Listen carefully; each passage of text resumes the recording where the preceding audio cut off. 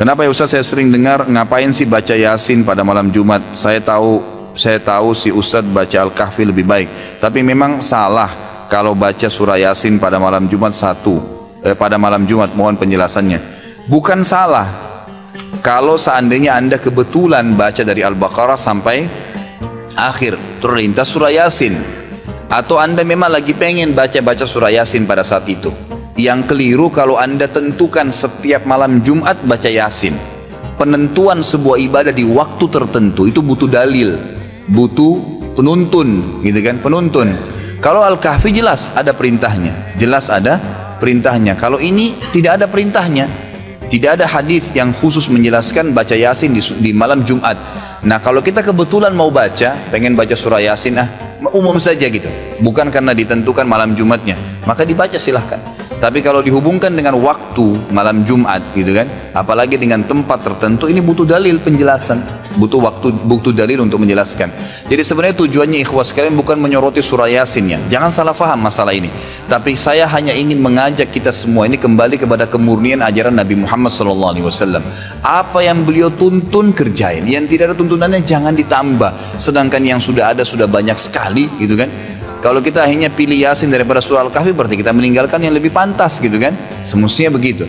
Jadi memilihnya di waktu malam Jumat ini butuh dalil yang menjelaskan. Baik, kemudian persoalan tentang Yasinan. Yasin itu kan baca surat Yasin. Yasin itu bagian dari Al-Quran. Sepanjang tidak kemudian dikhususkan Yasin, misalnya saya pengen Yasin yang lainnya tidak baik misalnya, maka mohon maaf, kalimat mengkhususkan kepada Yasin dengan menepikan ayat yang lain itu yang tidak benar. Kalau baca Yasinnya nggak ada masalah. Ibu mau Yasinan silahkan, mau Baqarahan silahkan, mau Ali Imranan silahkan, mau Maidahan silahkan, nggak ada masalah, silahkan. Mau baca-baca sepanjang yang baik-baik. Jadi di situ pelajari, baca isinya, pahami artinya dan amalkan dalam kehidupan kita. Malam sekarang baca Yasin, besok misalnya baca Ali Imran, besoknya Al-Maidah, nggak ada masalah, silahkan. Yang penting dalam bacaan-bacaan itu ada kebaikan-kebaikan, sepanjang tidak menepikan ayat-ayat yang lainnya. Atau misalnya kalau saya baca Yasin, rezeki saya bisa lebih mudah. Atau kalau saya baca Yasin, saya bisa terbang misalnya kan, jadi saingan sama burung. Nah itu yang kalimat-kalimat itu yang kita hindari. Silahkan keluarkan, karena setiap ayat Quran ada fadilahnya, keutamaan-keutamaannya. Kalau ibu ingin bacakan silahkan. Misal, ibu bacakan surah Al-Ikhlas, Qul huwallahu ahad. Al-Ikhlas itu disebut sepertiga Quran. Kalau ibu bacakan Al-Ikhlas kemudian salah satunya apa? Allah akan berikan kemudahan-kemudahan termasuk mempercepat jawaban doa. Misal, ada namanya ulama Sayyid Sabiq punya kitab Al-Aqaid Al-Islamiyah. Di dalam kitab ini sampai halaman 59, beliau keluarkan hadis posisi paling kanan sebelah bawah tentang seorang sahabat Nabi ketika mau berdoa diawali dengan Al-Ikhlas. Dia katakan, Allahumma inni as'aluka innaka antal ahad as-samad alladzi lam yalid wa lam yulad wa lam yakul lahu kufuwan ahad. Sebentar. Allahumma inni as'aluka an taghfira li. Dia mau minta, ya Allah ampuni dosa saya, cuman dia awali dengan surah Al-Ikhlas. Ya Allah, ini hadisnya sahih. Ya Allah, saya akui engkau yang ahad. Ahad, as-samad, tempat bergantung. Lam yalid wa lam yulad, tidak beranak dan tidak diperanakan. Wa lam yakul lahu kufuwan ahad, tidak ada sekutu bagimu.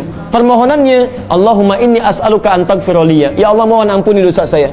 Kedengaran oleh Nabi. Tahu kata Nabi, "Atadri bimadza tas'al?" Tahukah engkau bagaimana engkau berdoa? Kata orang ini, Allah wa Rasulullah alam. Kata Nabi, "Laqad sa'alta bi asma'illahil a'zam." Engkau telah meminta dengan nama-nama Allah yang paling utama. Idza du'iya biha ajaba wa idza su'ila biha a'ta. Kalau engkau bacakan itu sebelum berdoa, maka setiap permintaan akan dikabulkan, setiap doa kemudian akan diberikan. Permintaan diberikan, doa dikabulkan. Kapan dia memulai? Setelah membaca Qul huwallahu ahad. Di setiap ayat-ayat Quran, surah-surah Quran itu ada fadilahnya, ada keutamaannya. Al-Mulk ada keutamaannya, Al-Waqiah ada keutamaannya, Ar-Rahman ada keutamaannya, Yasin ada keutamaannya. Maka ibu baca keutamaannya, setelah itu amalkan isinya. Setelah diamalkan, maka fadilah akan diberikan oleh Allah Subhanahu wa taala. Misal, orang tua kita dulu mengatakan, kalau ibu pengen punya anak laki-laki, ganteng, soleh, maka baca surat Yusuf. Kalau anaknya ingin cantik, baik, soleh, maka baca surat. Nah, yang dimaksud itu bukan baca biasa. Dalam bahasa Arab, baca itu pahami artinya. Misal, baca surat Maryam kalau anaknya ingin cantik, perempuan, solehah. Maksudnya, kalau ibu sedang mengandung, nanti lahir perempuan, ibu pelajari surat Maryam. Kemudian bagaimana ibunya Maryam, Hannah merawat Maryam. Misal, ibunya mendoakan dulu kepada Allah, Quran surah ketiga ayat 36. kemudian diberi nama yang baik, dicari gurunya namanya Nabi Zakaria, Quran surah 3 ayat 37, dibuatkan tempat yang mendekatkan kepada Allah namanya mihrab. Ketika beliau berdoa, dididik dengan baik, dicari Nabi Zakaria, dicari tempat yang baik, maka dikabulkan doanya. Kata Quran surah ketiga ayat 37 paling kiri sebelah bawah, fataqabbalaha rabbuha biqabulin hasanin wa ambataha nabatan hasana. Diterima doanya oleh Allah, ikhtiarnya diterima, maka kami rawat anaknya dengan pertumbuhannya, dijaga oleh Allah. Kapan itu dijaga? Bukan saat dibaca, tapi saat diamalkan isinya.